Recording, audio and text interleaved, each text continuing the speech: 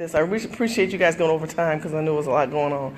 My name is Shirley Hussar. I'm with an organization called Urban Game Changers. We go into urban communities and we hold elected officials accountable. I am from the state of California. There's not too many of us have come this far to this event from here to Los Angeles. We are down to 6% blacks in Los Angeles, California. We don't have no black people. 80% of the people downtown, I didn't say Skid Row, I said downtown, are homeless that are black. There's many mental illness going on in Los Angeles, California. We have 2 cases of leprosy that have broken out in San Bernardino. We have 16 people that were killed of hepatitis A from the time frame of November to September that were just reported in CNN News. So there's plagues that are growing, and a large portion of that is because of the immigrants that are coming to California. Now, I'm not to attack or judge anyone. I'm just sharing my heart, and I hope that you guys are open to what I'm having to say. Knowing that I'm a native and born and raised there, my question is to you, with the issue of black men targeted in Los Angeles, because if you notice, and we don't notice, because it's 6, can you imagine the percentage of men that are left? And the tall man, if you're a tall man, a straight man, they want you incarcerated because you're free labor. So metrosexual, please do not be offended. If you're metrosexual, bisexual, transgender, or a baby's mama, or a man that likes to marry, a man like to mix with single women, come to California, because that's the kind of marriage a woman is dealing with. A lot of black women come to me.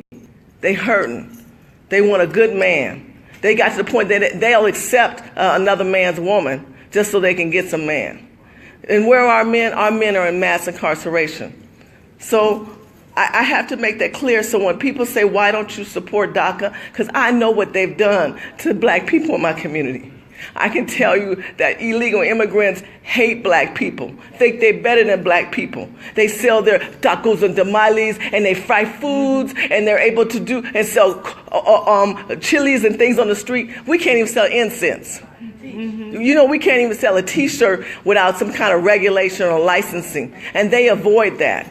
See, this is their way of annihilating us. I really believe in my heart this is a way of getting exterminated a culture of people. We're not African people, we're black Americans that consist of 400 years of indigenous slave children. I've been able to trace my family back to 1844. Okay, my question is the following. There's the bill that was created under the Clinton administration regarding the crime bill. What are we doing to reform that bill, if anyone can answer that question?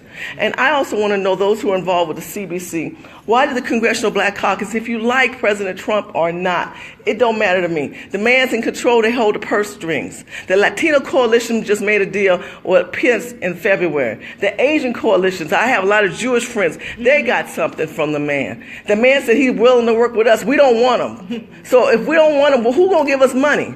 We don't even talk about helping. We use our own money to help our own people versus using the government system. OPM, that's other people's money. We don't talk about that. We talk about jobs. We don't talk about owning the job, being the job maker. I know I can preach, and I know there's a lot of preachers here, and I'm not trying to be offensive. I know obviously you've probably figured out by now I'm a Trump person. And I know that I'm a commodity and I'm very rare because most people don't want to talk or like it. They give me that different look. Not only am I a Trump person, I'm the surrogate for the state of California. I'm the one that stood up in the National Convention and spoke before 38 million people and supported this man because I am tired of illegal immigrants and I'm tired of Latinos who look in my face and tell me I'm a piece of crap. So, real quick. So, 42nd Vermont. I feel your pain. 38th of Vermont. My parents own a daycare center called Tiny Town College. Have you heard of that? Do you remember Tiny Town College? That my parents own that. I was in Chino. Right? Okay. And I'm from D.C. All right. And I'm from South Central. So one thing is that I was talking to one of my Latino brothers, right? And I said, why is there so much beef between Latinos and black people in California? You know? And I already knew the answer. You know, because everything is shrinking.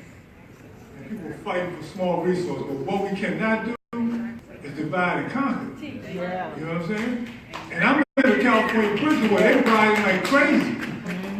I mean, there's right between black. So let me clarify something for you. Latino is a broad statement. El Salvadoran, Guadalajarans. You finish my point. So that's the first point. The second point is You're exactly right. The mandatory minimums, 3 strikes, all those kind of things that came out of those drug. The Clinton administration. Right. So we have to do exactly what Congressman Davis said, is to try to make sure that we are on top of these issues, that we are advocating every day. President Obama started rolling back some of those things, the mandatory minimums. They released close to 11,000, how many? Okay, but let's talk about this administration. What are you going to do to hold this administration accountable? That's all I'm saying. I would like to hear him, please. You asked about the caucus. The caucus, the Black Caucus is part of a tri-caucus. It is the Asian Pacific American Caucus. It is the Latino Caucus and the Black Caucus. On many issues, we agree. Most issues, we end up agreeing basically to. There are some issues that we don't necessarily all have the same level of passion or enthusiasm for. Yes, cities are changing. There are some people, though, who are going to be elected because they're so good. Maxine Waters is so good that much of the district she represents is not African American. At all. It's mostly Latino. She doesn't represent black people. She's going to get reelected. And there's a Mexican running against her right now. They colonized within the state. She still, I guarantee you, that Maxine is good enough that she's going to be reelected. But what if she doesn't? Barbara Lee is open. You guys aren't from Cali. You don't have a clue how bad it is. It's really bad. I understand the geography That's why you can't grow. and some of the philosophical stuff. I've been there a number of times, engaged with people who were even Panthers and that kind of thing. Anybody who wants to take a position relative to immigration, that's their position, and it's fine that that's their position. No, I'm not. I'm black. I have the right to be here. I'm in the right place. I'm with people who need to hear me. Don't tell me I'm not right. Different position. You don't outrank me.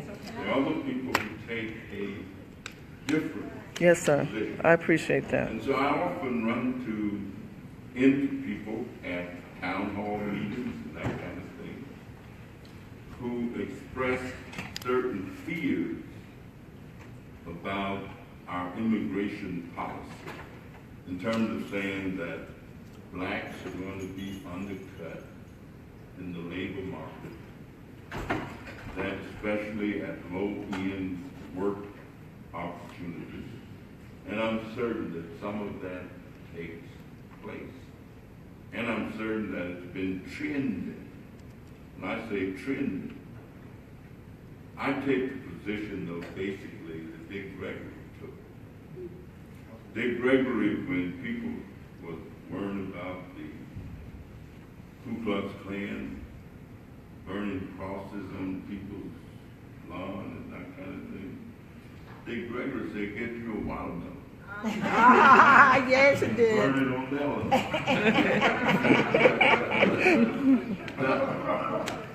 I also take the position, good, better, and best. Never let it rest till your good becomes your better, Yes. and your better becomes your best. Just like Bishop Blake said this morning, he said, I've come too far to turn around. Yes. And I don't believe that he brought us this far to abandon us Yes. now. Absolutely. Let me tell you, I do not believe Yes. that African Americans in this country are going to allow ourselves to be taken back. That's Or right. to be taken. I just don't believe it. I don't believe it. I agree with you. I just want to say that. I'm not saying I think we're going back to this. I just think being a Californian, knowing that we only have 6%, that I have experienced worse things than any of these people in this room. Because I'm telling you, black people are hurting in California. If you don't want to believe it or not, the data doesn't lie. Not the emotion or the administration, the data. That's it. No, I think we recognize that the transformation of population, and Chicago has done the same thing. Chicago has lost almost 1 million people in the last decade. And many of those are African Americans. There used to be a time when there were more than 3 million people in the city of Chicago alone. No longer is that the case.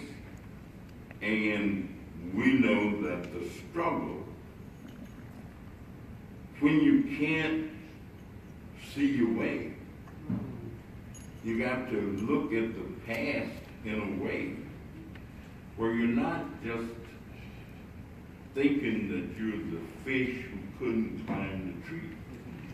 You got to think of yourself from the vantage point of where black people in this country have come from. Out of nowhere to somewhere. In the holds of ships packed together like sardines in a can. And so James Weldon Johnson was aware, even when he penned the Black National Anthem, that every advance we make has been stony. He said, stony the road we trod, bitter the chastisement rough, felt in the days when hope unborn had died, but yet with a steady beat, have not our weary feet come to the place for which our fathers died. I refuse to ever give up in the quest for equal treatment, equal opportunity, equal protection under the law. And so if I've got to outthink my adversaries, that's what I got to do. I got to outthink them. Even if I have to outwork them. I told somebody the other day who asked me about retirement. I said, yeah, anybody who can beat me can come and Yeah, he need to retire. They don't need to retire.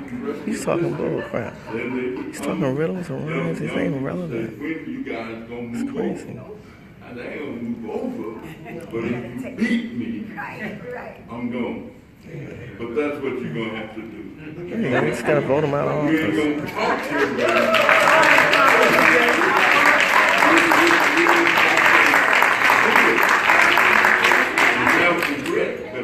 Thank all of us for the comments and questions and all.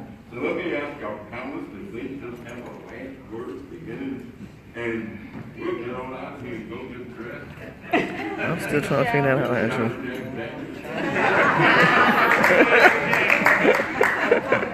I was stationed in California for 3 years. So my girlfriend from DC, she was nurse at LA.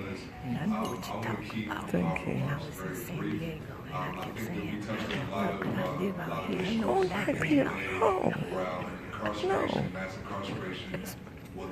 These men in here are gay, so I'm starting to feel women haters.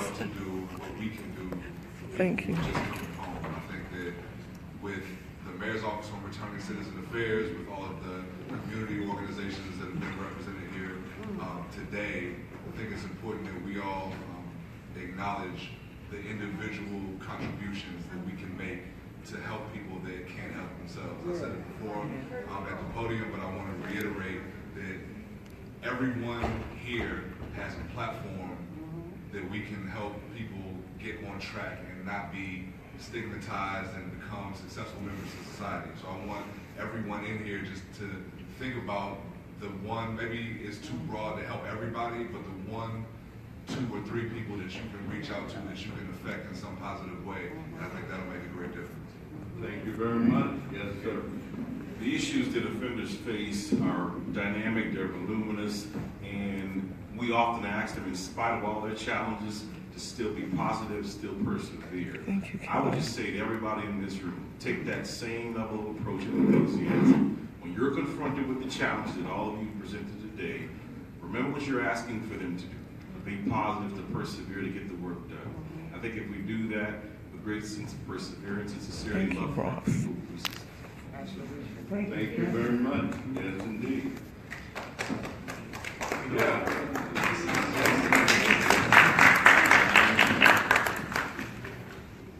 Well, first I'd like to definitely thank you for bringing me here to discuss this, and thank Bob and Energy Dustin as well for bringing me here, and also being a positive force in my life as well.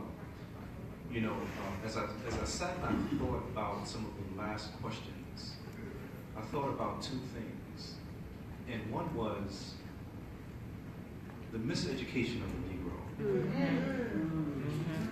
and the education of the Negro. Same author, Carter G. Woodson.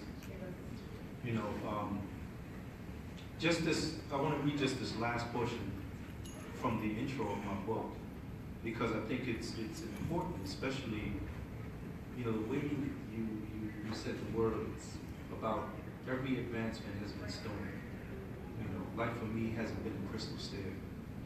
You know, in this journey that I was placed upon, I stated that most of the poetry written in this book was written while I was incarcerated between 1989 and 1997. There are pieces that were written after that, but the bulk of the material took shape while I was in prison. I've always called this body of work Words of a Man, because the social and justice systems weren't treating me like a man. From the unbelievable accusations from the start, to the wild convictions of the media, to Donald Trump's full-page ad calling for the state to kill us, to the final judgment and imprisonment. The system wasn't treating me like a man, as if I was a man. So because I knew that I was a man, a human being, and a son of God, okay, now. I had to remind myself. Yes. And these words were a big part of that. Here I was at the beginning of this whole bid, and I had to grow up very, very fast. But I wanted to share this work specifically because I wanted people to know that when you find yourself in so-called dark places, there's always a light somewhere in the darkness. Okay. And even if that light is inside you, Yes. you can illuminate your own darkness Okay. by shedding that light on the world. Yes, That's yes, right. yes, yes. Well, I know, first of all, I I know. want to thank Congressman Davis. This is how they choose words. I know. A role model for all of us and representing us. And, you know, there are many people who are benefiting from what you've done. Hey, you guys, I'm going to sign off, but I'll come back with a follow-up video regarding this conference, okay? Thank you for watching. Please share and donate. God bless you.